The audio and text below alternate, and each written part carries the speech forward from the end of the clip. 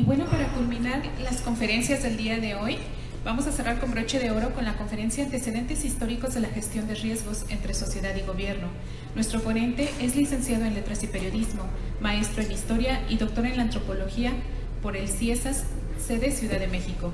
Es miembro del Sistema Nacional de Investigadores Nivel 1, líder del cuerpo académico 3 Estudios Históricos de la Universidad de Colima. Es autor y coautor de 3 libros, 4 documentales. Ha escrito más de 120 capítulos de libros y artículos de difusión y divulgación. Ha impartido más de 50 ponencias y conferencias nacionales e internacionales. Ha dirigido 12 tesis de licenciatura, maestría y doctorado.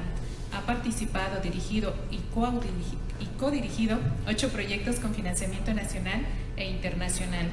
Actualmente participa en el proyecto interinstitucional e internacional Clima, Riesgo, Catástrofe y Crisis a ambos lados del Atlántico durante la pequeña edad de hielo. También es investigador del proyecto Administraciones Públicas y Riesgos Naturales en las Monarquías del Borbón, siglo XVIII y XIX. Es profesor e investigador de tiempo completo en la licenciatura en Periodismo de la Facultad de Letras y Comunicación, catedrático del doctorado en Ciencias Sociales y de la maestría en Arquitectura de la Universidad de Colima, además del doctorado en Gestión de Riesgos y Desastres de la Escuela Nacional de Protección Civil Chiapas. Sus investigaciones de riesgo y desastres tienen los enfoques constructivista y de la historia ambiental. Pertenece a las redes de CONACYT, Sociedad, Vulnerabilidad y Riesgo, y la red de desastres asociados a fenómenos hidrometeorológicos y climáticos, Redes Clim. También tiene varios artículos. Los últimos 4 recientes son la estrategia simbólica ante amenazas naturales y desastres entre España y México, construcción periodística del sismo o desastre, vulnerabilidad post-desastre en Coyutla, Colima, y finalmente prácticas históricas de alertamiento y protección ante huracanes en Baja California Sur. Sin más preámbulos, recibamos con un fuerte aplauso al doctor Raimundo Padilla Lozoya.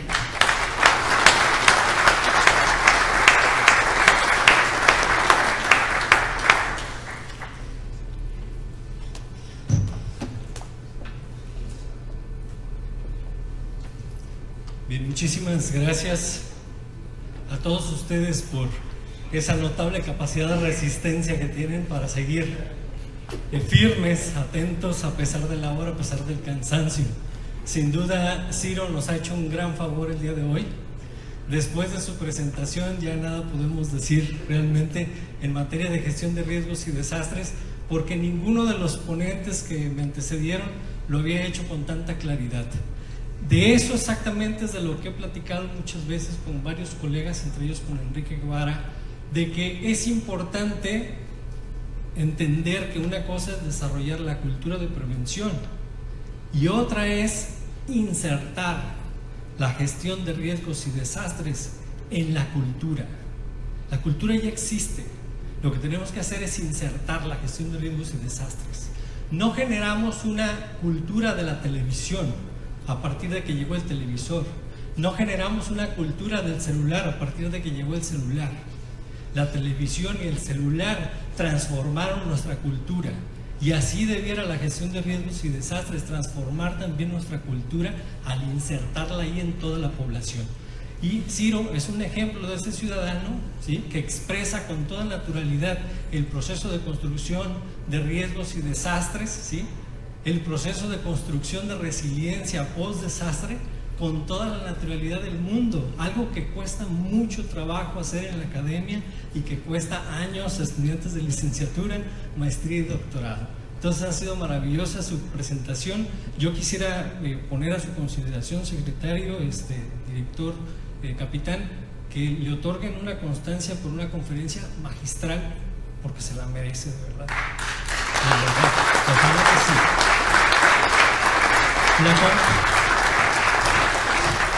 La conferencia magistral es la que dio Ciro, no la que va a dar su servidor de verdad. Lo veo ya relleno solamente. Sí. Bueno, entonces también quiero mucho agradecer al secretario Luis Manuel, a nuestros amigos desde hace ya varios años, Jorge Paz, Héctor Paz, Rafael Pérez y todo el equipo que hacen posible que podamos reunirnos en esta escuela y en muchos otros eventos, porque de verdad sin su apoyo, el anfitrión, por supuesto, capitán Antonio Vargas. Sin el apoyo no sería posible entrar en estos diálogos tan necesarios para seguir fortaleciendo nuestras capacidades intelectuales y para seguir aprendiendo del ejercicio, de la práctica que desarrollan en otros espacios.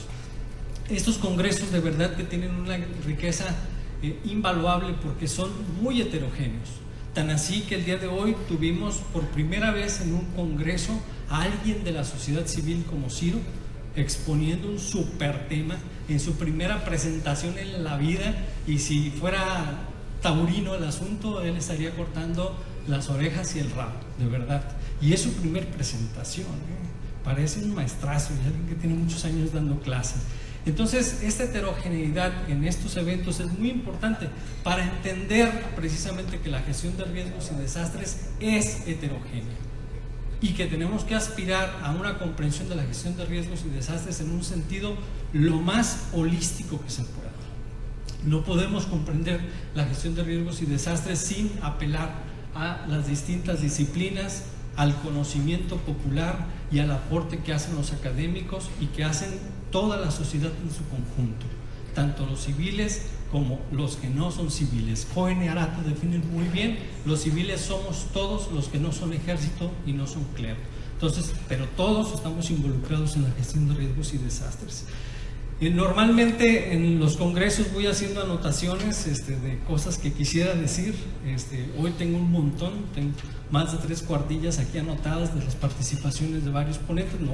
No las voy a leer y ojalá que no se me escape algo, pero también quisiera referirme un poco al trabajo que nos presentó Tulio Bernabé el día de hoy, que fue muy muy interesante y que tiene que ver con esto que les voy a platicar, porque así como ustedes se meten en varias cuevas donde existen riesgos y peligros, los historiadores nos metemos también en casi cuevas que son archivos que pocas personas consultan, ¿sí? Y estamos expuestos a muchos agentes peligrosos. Hay bacterias, hay gérmenes, hay herpes, tenemos que entrar con un equipo especial, padecemos el calor también. Ya quisiera que un día de ustedes fueran a consultar el archivo de la Crónica en Culiacán, que está cubierto con una lámina de esas de fibra de vidrio, y está uno empapado, sudando con los lentes, tapaboca, guantes, y es increíble trabajar allí. Está uno escurriendo un sudor, consultando los documentos que se están despedazando, porque la humedad, no sé si sea 100% humedad, pero también es muy elevada. Entonces me hiciste mucho recordar eso, porque también nosotros trabajamos en condiciones de riesgo, no por el hecho de ser historiadores, pues que no estamos en esas condiciones. Entonces me hiciste reflexionar en eso. Quisiera primero también empezar a plantear algunas de las cuestiones. Sin ser tímidos, levanten la mano quién de ustedes utiliza la historia en la labor que realiza, ya sea en la evaluación de algún plan de emergencia, en la elaboración de algún programa de desarrollo, en la elaboración de un atlas de peligros o en cualquier otra tarea. ¿Quién utiliza la historia? ¿Sí? Muy bien, entonces ahorita vamos a ver si están haciendo uso de fuentes o a qué le llaman historia, porque yo regularmente cuando voy a los congresos escucho colegas que dicen: nosotros hacemos una búsqueda histórica de antecedentes y regularmente no va más de 3 años, 5 años, cuando mucho 10 años, y ya es casi una excentricidad cuando van hasta 1950 y de ahí para acá. En historia, pues ustedes saben, nosotros cuando hablamos de historia realmente nos remontamos a décadas, a siglos y a periodos incluso más largos, a eras, ¿sí? Entonces es diferente la comprensión. Pero hay algo que quisiera también empezar a reflexionar sobre este asunto. ¿Y cuál es el desastre más antiguo que está en su memoria? Alguien de manera muy rápida podría decir, en términos universales, en lo que ha ocurrido en lo largo de nuestra historia de la humanidad, ¿cuál es el desastre más antiguo del que se acuerdan haber escuchado o que está en su memoria? Margarita. Perfectísimo, muy bien. ¿Alguien más? Ah, ¿verdad? Bueno, el Chichonal, ¿sí? El Krakatoa puede ser, ¿no? Entonces, cuando empezamos a reflexionar, a ver, de veras, ¿cuántos eventos han ocurrido en la historia? Y es curioso que empiezan a saltar como un evento, como otro evento, sí, como que me acuerdo que pasó esto, ¿no? Pero en realidad han ocurrido una gran cantidad de eventos desastrosos en la historia de nuestro país y del mundo. Si supiéramos de la historia de desastres, podríamos fácilmente mencionar 40, 50 eventos rápido. Entonces, este ejercicio hace muy evidente que nos hace falta comprender qué es lo que ha pasado incluso en un estado como Chiapas o en el estado donde ustedes provienen. Aquí de Chiapas solamente se mencionó este caso del Chichonal, de Oaxaca solamente se mencionó el caso del sismo y tsunami de 1768, 87, al revés. Pero en realidad todos los mexicanos deberíamos tener la capacidad de rememorar, de recordar una gran cantidad de eventos desastrosos, porque eso es lo que hemos vivido. Entonces, mi presentación va un poco en ese sentido, en tratar de reflexionar la importancia que tiene la historia para comprender el asunto de la gestión de riesgos y desastres con algunos ejemplos prácticos. Entonces, no voy a hacer un relato de fechas de la gestión de riesgos y desastres, porque eso es de hueva y es como regularmente enseñan los profesores de historia en las escuelas y matan el espíritu creativo que tiene todo el humano y ese interés por el pasado que debería existir de manera permanente. Entonces, lo que quiero mostrar aquí son dos ejemplos muy prácticos de cómo se puede utilizar la historia en la gestión de riesgos y desastres. Y voy a empezar a referirme al trabajo de algunos autores muy claves, entre ellos Gustavo Wiltshausen, que como ustedes lo recordarán, es un ecólogo, ¿sí? Es un comunicador, es un excelente comunicador, así como don Ciro lo hizo el día de hoy. Si se escuchan los dos se van a sorprender, porque lo que a este le costó maestría y doctorado, a don Ciro le sale de manera natural, esa capacidad espontánea de transmitir lo que es la gestión de riesgos y desastres. Y desde los años 90 se empezaron a desarrollar estas ideas de comprender desde enfoques interdisciplinarios lo que había sido control absoluto de las ciencias físicas, de las ciencias naturales, o mal llamadas también las ciencias duras. Eso supone que nosotros somos ciencias blanditas y no somos tan blanditos como se cree. Entonces, uno de los conceptos importantes ha sido el desarrollo de la construcción social del riesgo y el desastre, y entre otros exponentes, algunos de los clásicos es la doctora Virginia García Costa, que fue mi directora de tesis doctoral.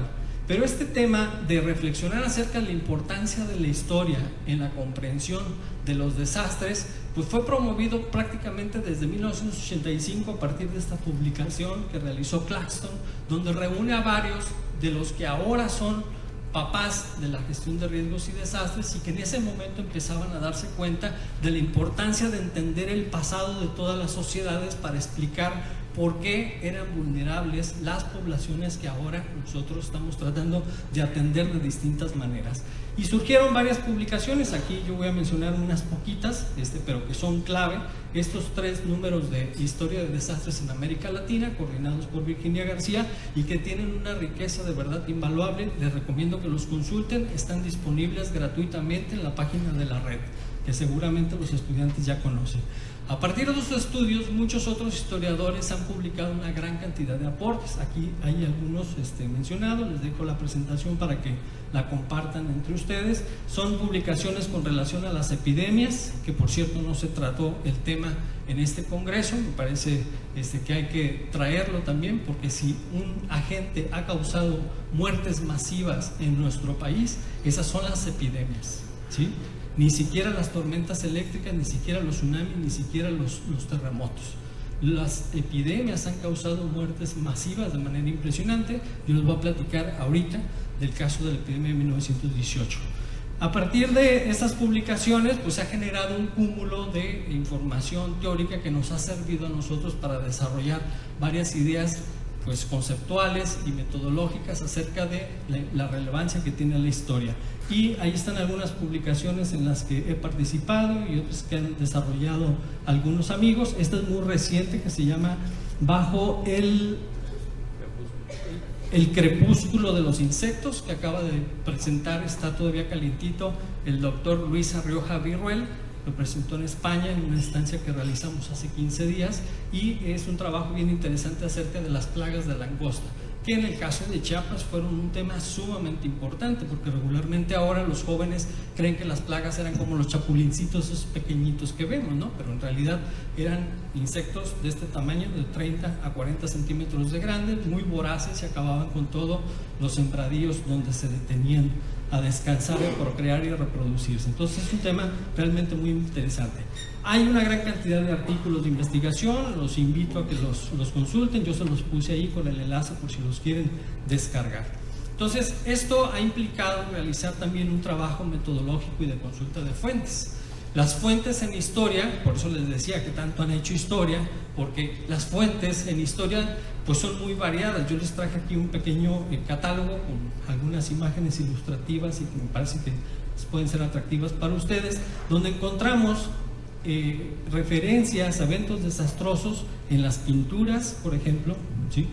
Hay eventos que han causado conmoción en la sociedad y entonces los pintores se detuvieron un tiempo de sus temas de naturaleza y sus temas religiosos para dedicarle especial atención a alguna erupción volcánica, como es el caso del Vesubio, y aquí vemos el drama que vive la población, que era lo que más llamaba a estos artistas.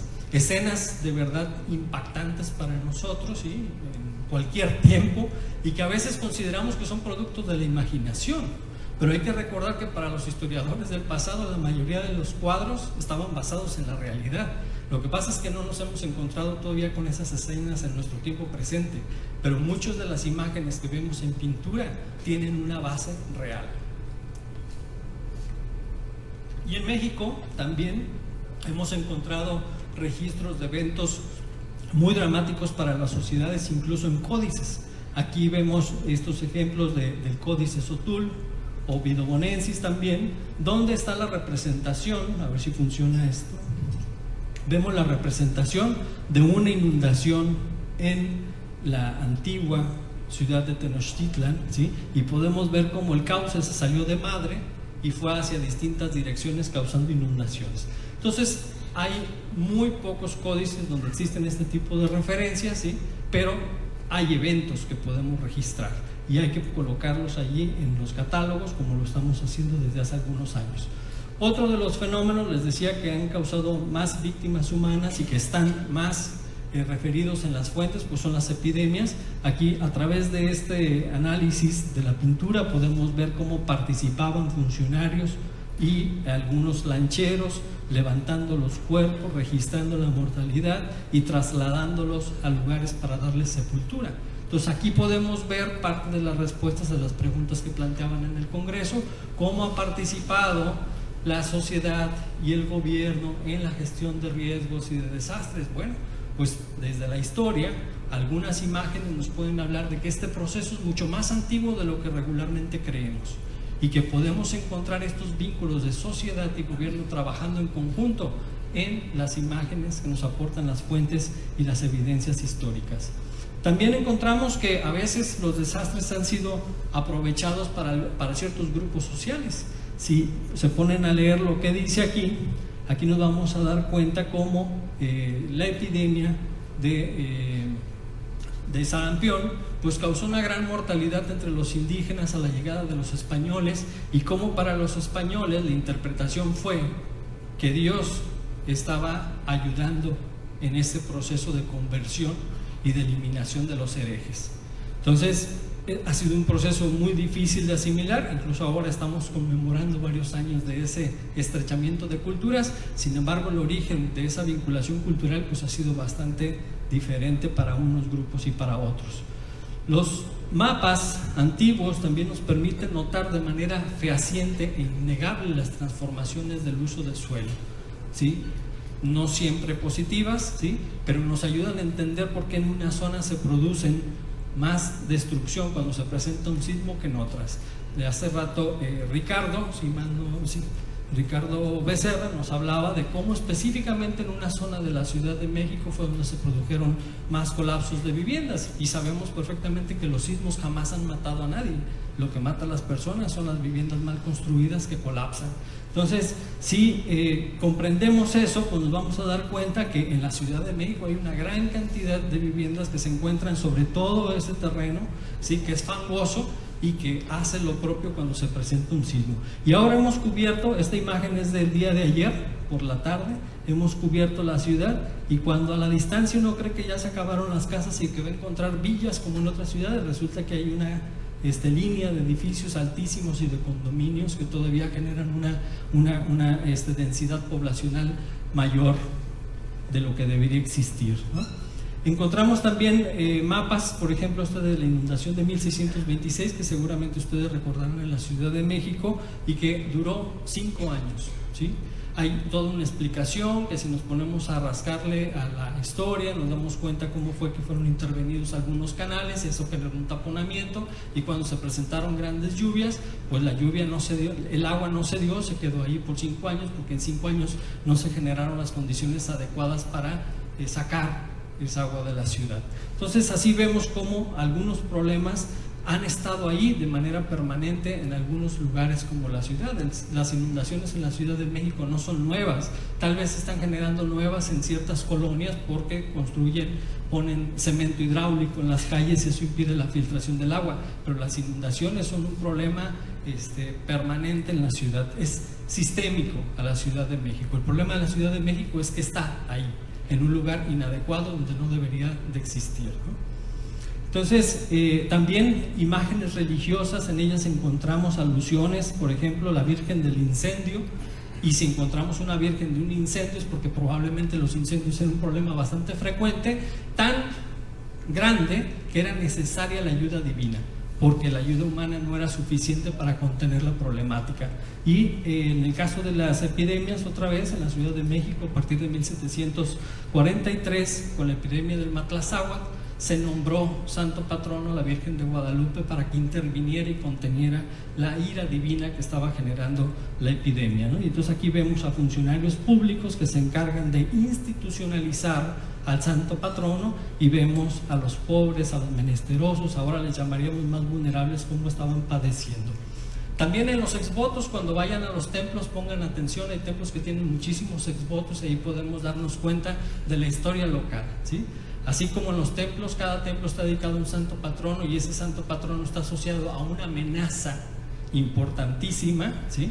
También los exvotos nos hablan de esa historia local. Entonces, cuando uno elabora atlas de peligros, pues hay que ir también a los templos para ver qué nos tienen que contar los exvotos de lo que ha ocurrido ahí y considerar esos eventos como parte del estudio que nosotros estamos integrando técnicamente, ¿no? Y encontramos alusiones pues a tormentas, ¿sí?, a inundaciones, a descargas eléctricas y los favores recibidos. Pero además en esos exvotos pues aparece la fecha precisa, incluso la hora del evento, no nomás la alegoría y la imagen religiosa. Y luego ya prácticamente desde el siglo XVIII, pero principalmente desde el XIX y obviamente desde el XX, pues los periódicos se han convertido en una fuente de inagotable información para todos nosotros. Les recomiendo muchísimo también que cuando planeen hacer estas herramientas de documentación histórica, pues acudan a la prensa, a los periódicos, contraten personal especializado en consultarla para que se pase horas revisando página tras página como lo hacemos en historia hasta encontrar alguna alusión a un evento, y con suerte a veces encontramos la primera plana totalmente alusiva a lo que ocurrió. Entonces así encontramos grabados en la prensa publicados famosísimos de Posada, ¿sí? Y luego en el siglo XX ya la incorporación de la fotografía que nos permite ver a detalle lo que ha ocurrido en distintas entidades del país. Estas son unas inundaciones en Hermosillo, Sonora precisamente. También los telegramas contienen información muy reveladora de lo que ocurre en las distintas entidades y en las ciudades, porque hay que recordar que los telegramas era el principal medio de comunicación que tuvo, sobre todo en la primera mitad, en la última mitad del siglo XIX y en la primera mitad del siglo XX, el gobierno. Entonces, revisando los telegramas que están en los archivos, uno puede darse cuenta de los temas que eran más importantes y por eso se solicitaba la intervención oficial. Y ahí podemos ver y leer cómo participaban los funcionarios públicos en la atención de la emergencia, porque se daban indicaciones desde el presidente de cómo tenían que participar sus representantes y la sociedad civil. No siempre están los archivos en buenas condiciones. Yo les decía, hay gérmenes, hay herpes y hay termitas que les encanta comer papel y pues desgraciadamente se comen lo que a nosotros nos aporta información. Entonces también es una problemática implícita de los historiadores encontrar. Pero una gran fortuna que hemos tenido es hacer equipo, ya lo mencionaron hace un rato. También en historia, si no trabajamos en equipo es dificilísimo. En los proyectos que hemos desarrollado que han sido de carácter nacional, hemos involucrado estudiantes de licenciatura, maestría, doctorado, 40 personas trabajando en todo el país sobre un mismo proyecto, porque solo de esa manera podemos tener un conocimiento pleno de lo que ha ocurrido en distintas entidades.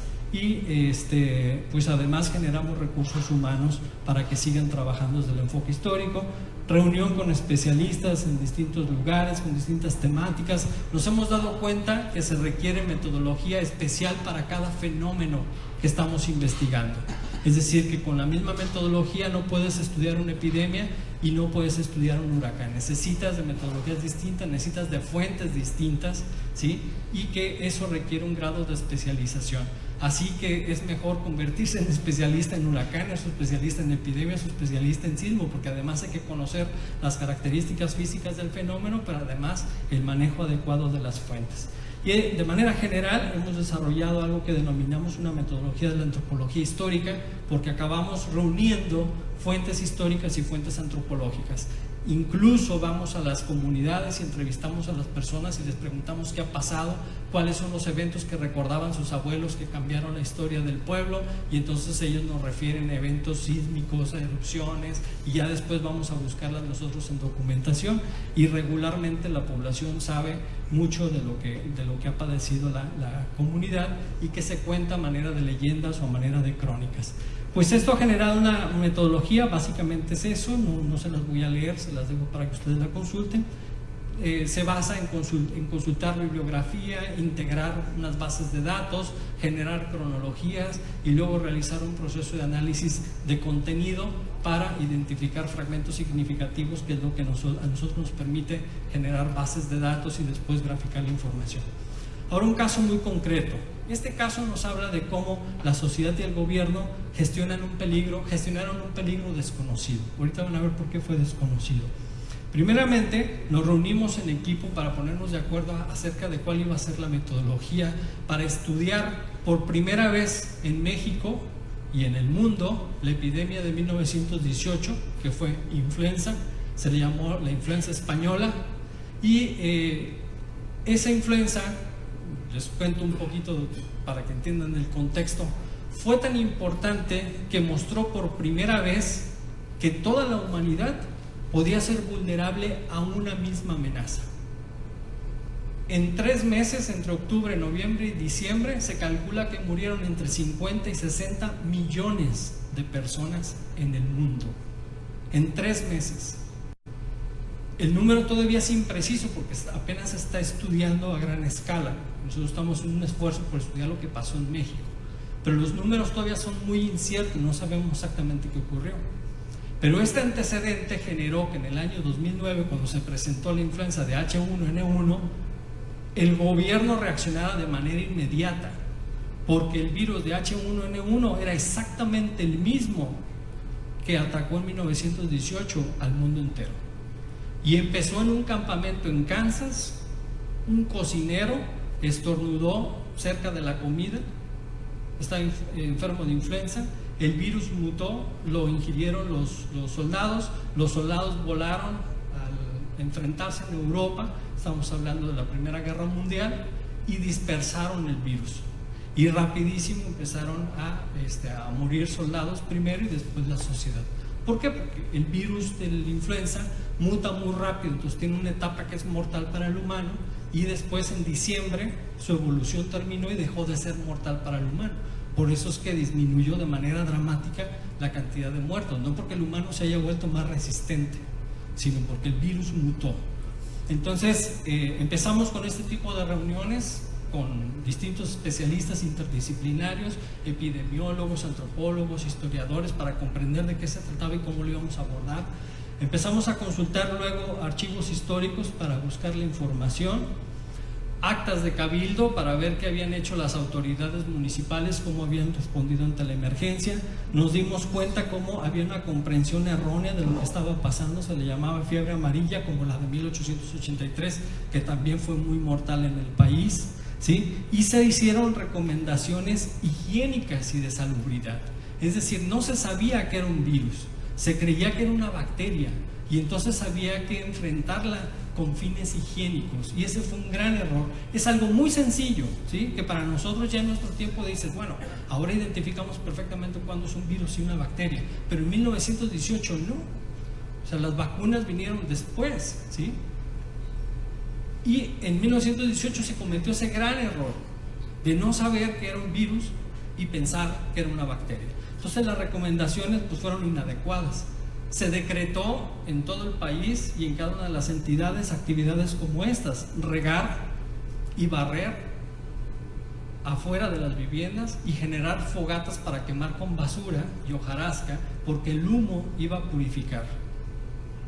Esta tradición que existe en muchos pueblos y ciudades de barrer las calles, nuestras abuelitas principalmente y algunos papás, y nosotros ya no, pero de barrer y regar la calle, dice una abuela, ¿para qué estás barriendo la calle si se va a ensuciar, no? Pues viene desde ahí. A ellos por ley les obligaron a que en la mañana, todos los días en la mañana y por la tarde tenían que barrer y regar para mantener limpias las calles. Y aquí encontramos nosotros esos antecedentes. Prohibieron también los velorios, porque en cuanto se identificaba que alguien moría, iba algún médico a ver cuál era el diagnóstico posible. Regularmente no se metían a las viviendas, le preguntaban a alguien de qué había fallecido, que les dijera qué características presentaba el enfermo, y a partir de eso generaban un acta de defunción. Entonces eso también genera mucha incertidumbre de exactamente por qué morían, y en cuanto moría la persona, inmediatamente sin velorio lo llevaban y lo enterraban. Entonces hay demandas incluso familiares porque lo velaban 2-3 horas y además les cobraban por haber faltado a la ley y haberlo velado 2 o 3 horas. Entonces tenían que enterrarse de inmediato. Hubo prohibiciones de saurdas también, o sea, de crías de cerdos, porque creían también que los cerdos estaban proliferando esta epidemia. Y esto es algo muy característico que apareció en la prensa nacional y local. Se recomendaba que se utilizaran jabones medicinales para bañarse varias veces durante el día, y el uso de laxantes también. Imagínense un cuadro de influenza, ¿sí? En donde te dan temperaturas de 40, 39, 38, dolorón de cabeza, el cuerpo cortado, náuseas, estornudos, etc. Y además te dan un laxante, ¿no? Pues probablemente muchas personas murieron por todo ese cuadro. Pero eso es la importancia de entender los antecedentes de las decisiones acertadas. Entre las decisiones erróneas, aquí está el relato, no se alcanza a notar muy bien, pero vino un médico de Colombia, llegó por Manzanillo, era un especialista médico muy renombrado, y entonces lo recomendaron ante el gobernador de Colima para que lo contratara y atendiera la emergencia en Colima. Y él se ofreció, dijo que participaba, reunió a la gente de Manzanillo, reunió autoridades y sociedad para tomar decisiones ante el riesgo que representaba la amenaza. Y la decisión popular fue llenar con petróleo la laguna de Cuyutlán, que mide 27 kilómetros. Entonces estuvimos frente a un ecocidio. Pidieron los tanques de petróleo para llenar la laguna de Cuyutlán. Lo solicitaron al gobernador y el gobernador lo solicitó a Venustiano Carranza. Carranza tenía otros asesores, ¿sí? Le recomendó al gobernador que le diera las gracias al médico, que lo pusiera en el barco y lo regresara a Colombia. Afortunadamente eso sucedió. Si no, hubiéramos estado ante un ecocidio, porque pensaban que la laguna, como las ideas anteriores de las miasmas y de las bacterias que surgían de la podredumbre del agua estancada, creían que la laguna de Cuyutlán era la fuente de emanación de la influenza. Entonces, hemos tenido que recurrir a las actas de defunción. Las actas de defunción son el relato donde se dice de qué murió la persona.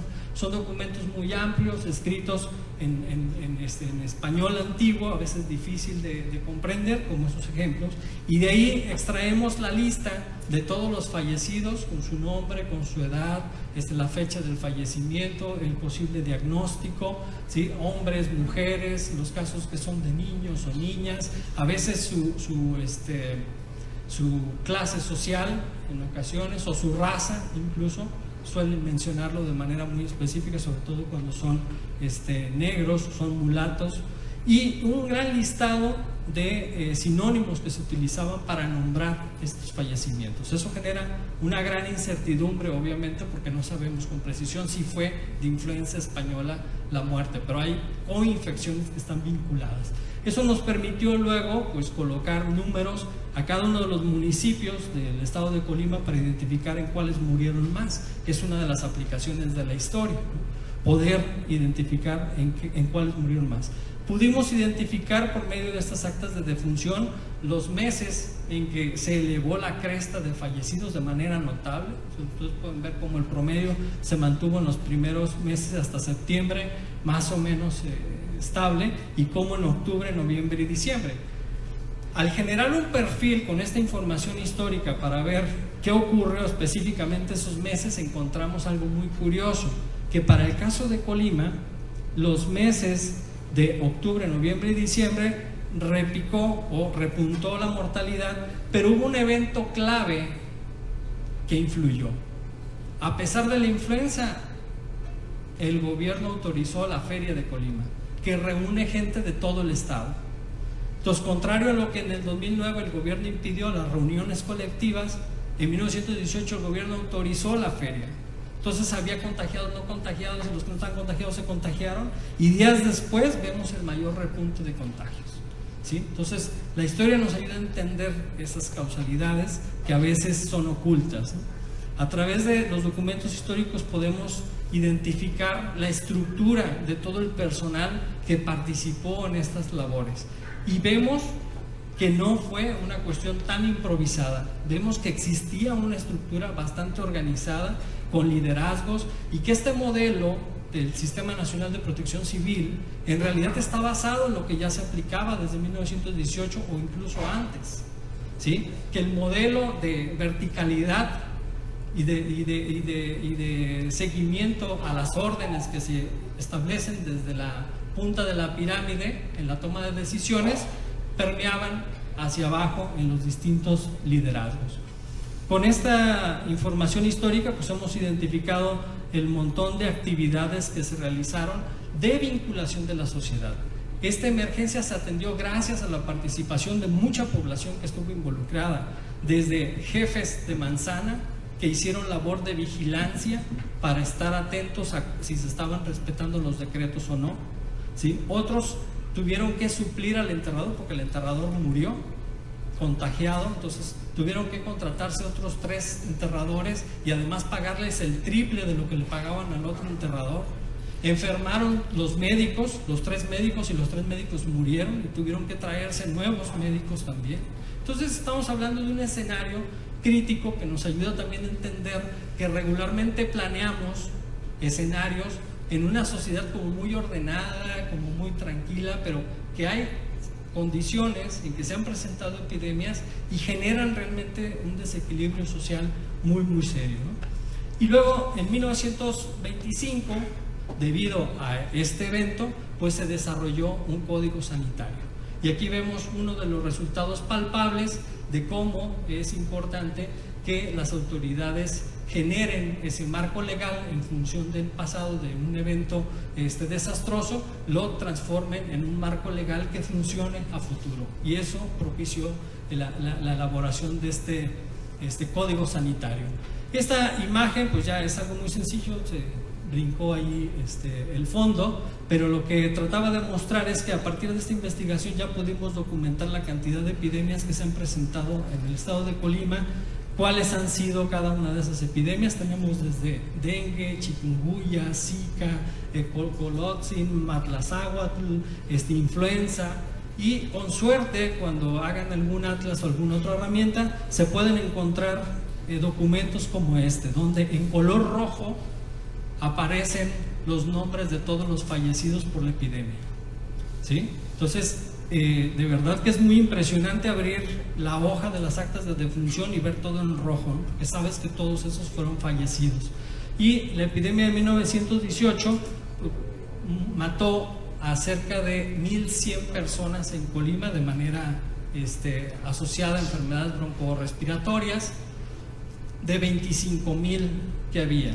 Entonces sí fue bastante representativa porque ocurrieron la mayor cantidad de muertes, como les dije hace un rato, en solo 3 meses. Entonces era algo así como padecer dengue o chikungunya, que los chilangos todavía no lo han padecido, pero ya van para allá, van a ver qué bonito es. Pero en esta ocasión se morían, no te incapacitaban, se morían. Entonces es un escenario muy, muy dramático. Voy a explicar un poco más rápido esto porque ya también el tiempo está encima y todos estamos cansados. Este es un caso de atención de emergencias que se presentó también en Colima en 1941. Vemos notas muy relevantes en la prensa. Es un sismo que ha estado desaparecido de la información oficial. Si ustedes van al Senapred y consultan información histórica, el sismo del 15 de abril de 1941 no existe. Entonces, la idea de mostrarles este caso es identificar que aunque se ha hecho investigación científica, técnica, hay eventos que han sido sumamente dramáticos y desastrosos en algunos lugares y todavía no están registrados, ¿sí? Y estos eventos son capaces de modificar muchas de las estadísticas de frecuencia que tenemos de eventos desastrosos, ¿sí? O la recurrencia de algunos tipos de amenazas, o lo que llaman periodos de retorno que les ponen en la metodología de los atlas, ¿no? El periodo de retorno de inundaciones. Bueno, pues hay muchas inundaciones que todavía no están registradas. ¿Cómo quedó la ciudad? Sumamente dañada, ¿no? Se colapsaron cerca de 5,000 viviendas. Es un evento que transformó la ciudad. Es una ciudad antes, una ciudad totalmente distinta después en términos de urbanismo. La mayoría de viviendas pues eran de adobe, pero también notamos a través de las fotografías como fuente histórica la enorme participación de la sociedad. En este evento, que es más reciente, ya en el 41, no vemos en las fotografías a los militares ni a funcionarios públicos levantando escombros. Y sí vemos a muchas mujeres, porque las mujeres también han sido invisibilizadas dentro del Sistema Nacional de Protección Civil hasta años recientes, ¿sí?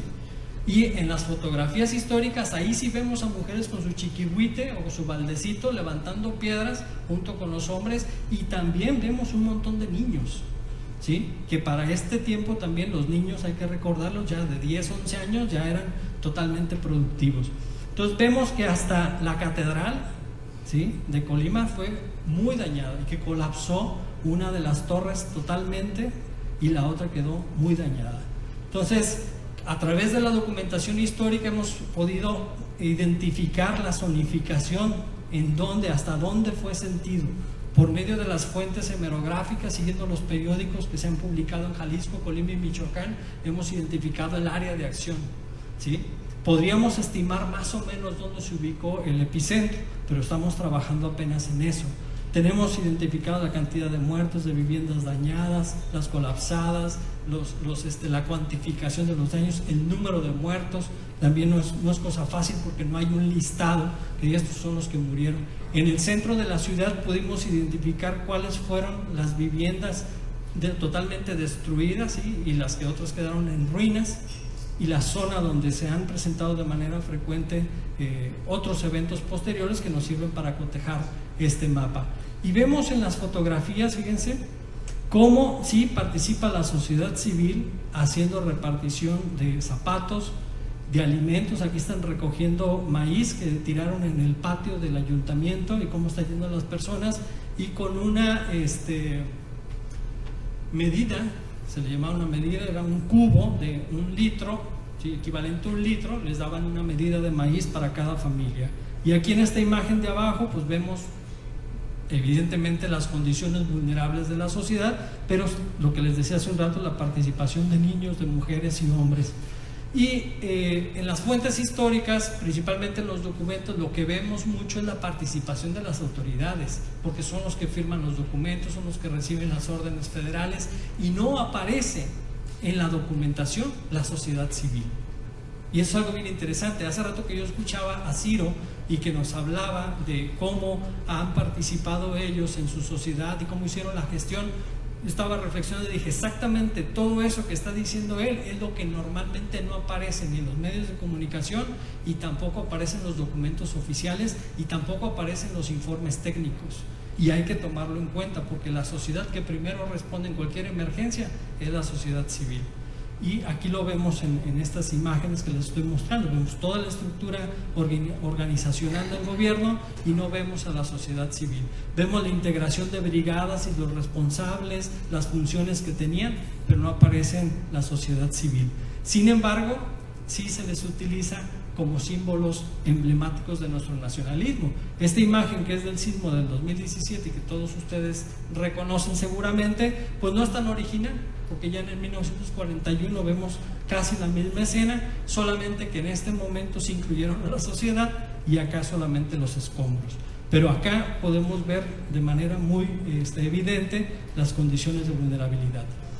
Ya estoy cerrando mi presentación y quiero hacerlo con una propuesta que me gustaría que sumáramos esfuerzos para ver si es posible que logremos crear dentro de unos años, o si es posible menos, una década, ¿no? Un catálogo histórico de desastres que han ocurrido en nuestro país. A mí me parece importantísimo y creo que sería una herramienta de mucho valor para todas las entidades de nuestro país, porque regularmente cuando les pregunto, a ver, ¿qué han trabajado de historia?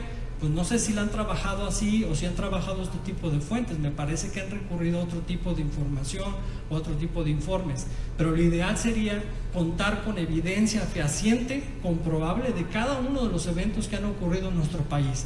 Imaginen lo que sería generar esa radiografía, no solamente las condiciones vulnerables que hay actualmente, sino de las que han perpetuado las sociedades a lo largo de los siglos. Entonces, esa es una propuesta. Reflexiones generales: me parece que es urgente documentar los eventos dañinos, porque la historia hace notable quién está produciendo y reproduciendo los riesgos que mal manejados se convierten en desastres. Además, la historia muestra los antecedentes de la gestión de riesgos de desastres y es un importante aliado para identificar e intervenir los riesgos crónicos o recurrentes, sobre todo cuando vivir en riesgo se vuelve un modo de vida al cual no debemos adaptarnos. O sea, actualmente se promueve el discurso de la adaptación, pero en un escenario desastroso, y ese no es el escenario deseable para ninguna sociedad. O sea, no tenemos que adaptarnos a una condición desastrosa. La normalidad es el escenario más propicio para el desarrollo de nuestras sociedades, donde no tenemos que enfrentar desastres con tanta frecuencia como está ocurriendo y como se pronostica que va a seguir incrementando. Entonces no tenemos que adaptarnos a eso. Esa no es la normalidad que, al menos en lo personal, me gustaría ver. Me gustaría ver un escenario totalmente distinto, con menos vulnerabilidades. La historia ha fortalecido la identidad nacional y, bien manejada, puede favorecer la inserción de la gestión de riesgos y desastres en nuestra cultura. Lo que vemos es que la historia reciente también es importante. ¿Qué pasa en muchas de las localidades de nuestro país? Uno piensa que el humano puede inundarse una vez, como ocurrió en el año 2011 a raíz del huracán Jova, o que podría inundarse 2 veces a raíz del huracán Patricia en 2015, o 3 veces debido a la presencia de la depresión Narda. Y así seguramente seguiremos documentando fotografías en el mismo lugar, en la misma vivienda y con la misma familia. Entonces, ahí está parte de la raíz del problema que estamos enfrentando, y no habrá suficientes autoridades para darle respuesta a todas estas problemáticas. Esto está ocurriendo en un solo sitio muy específico, pero está reproduciéndose también a lo largo y ancho de nuestro país. Entonces, muchísimas gracias por su atención.